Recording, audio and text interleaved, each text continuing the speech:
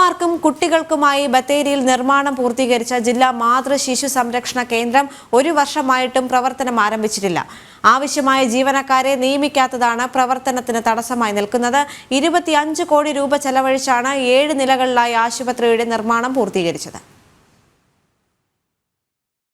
3 operation theatre, labour റൂമുകൾ, നവജാത ശിശു സംരക്ഷണത്തിനുള്ള പ്രത്യേക യൂണിറ്റ്, 80 ബെഡുകൾ ഉൾപ്പെടെയുള്ള സൗകര്യങ്ങളാണ് മാതൃശിശു സംരക്ഷണ കേന്ദ്രത്തിലുള്ളത്. ഇതിലേക്ക് ആവശ്യമായ ഉപകരണങ്ങളും എത്തിച്ചിട്ടുണ്ട്. കഴിഞ്ഞ തവണ ആരോഗ്യവകുപ്പ് മന്ത്രി ആശുപത്രി സന്ദർശിച്ചപ്പോൾ 2 മാസത്തിനകം മാതൃശിശു സംരക്ഷണ കേന്ദ്രം തുറന്ന് പ്രവർത്തനം ആരംഭിക്കുമെന്ന് പറഞ്ഞിരുന്നെങ്കിലും നടപടിയുണ്ടായില്ല.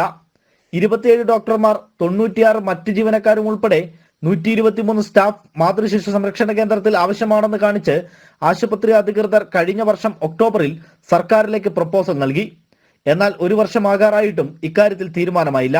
ഇവിടുത്തെ പാവപ്പെട്ടവർക്ക്, സാധാരണക്കാരനും ആദിവാസികൾക്ക് വേണ്ട ഈ ഹോസ്പിറ്റല് ഇന്ന് കോടികൾ മുടക്കിയിട്ട് ജനങ്ങൾക്ക് ഉപകാരമില്ലാത്ത രീതിയിൽ കിടക്കുകയാണ്. സ്റ്റാഫ് ഫ്ലാറ്റിന് അടക്കമുള്ള കാര്യങ്ങൾ ഗവൺമെന്റ് അടിയന്തരമായി ഇടപെടുകയും അതുപോലെ തന്നെ ജില്ലാ ആശുപത്രിയാക്കാൻ വേണ്ടി പ്രപ്പോസൽ കൊടുത്തതിന് അടിയന്തരമായി ഇടപെട്ടുകൊണ്ട് ജില്ലാ ആശുപത്രിയാക്കുകയും ജനങ്ങൾക്ക് ഉപകാരപ്രദമാകുന്ന രീതിയിൽ ആശുപത്രി തുറന്നു പ്രവർത്തിക്കണം. ഇതിനിടെ മാനന്തവാടി ജില്ലാ ആശുപത്രി മെഡിക്കൽ കോളേജ് ആശുപത്രിയാക്കി ഉയർത്തിയതോടെ തൊട്ടടുത്തുള്ള ബത്തേരി താലൂക്ക് ഹെഡ്ക്വാർട്ടേഴ്സ് ആശുപത്രി ജില്ലാ ആശുപത്രിയായി ഉയർത്തണമെന്ന ആവശ്യവും ഉയർന്നു. ഇതോടെ ഇതിനാവശ്യമായ പ്രപ്പോസലും ആശുപത്രി അധികൃതരിൽ നിന്നും സർക്കാർ വാങ്ങിയിട്ടുണ്ട്. എത്രയും വേഗം മാതൃശിശു സംരക്ഷണ കേന്ദ്രം പ്രത്യേക ബ്ലോക്കായി നിലനിർത്തിക്കൊണ്ട് തുറന്നു കൊടുക്കണമെന്നാണ് നാട്ടുകാരുടെ ആവശ്യം. ജനം, വയനാട്.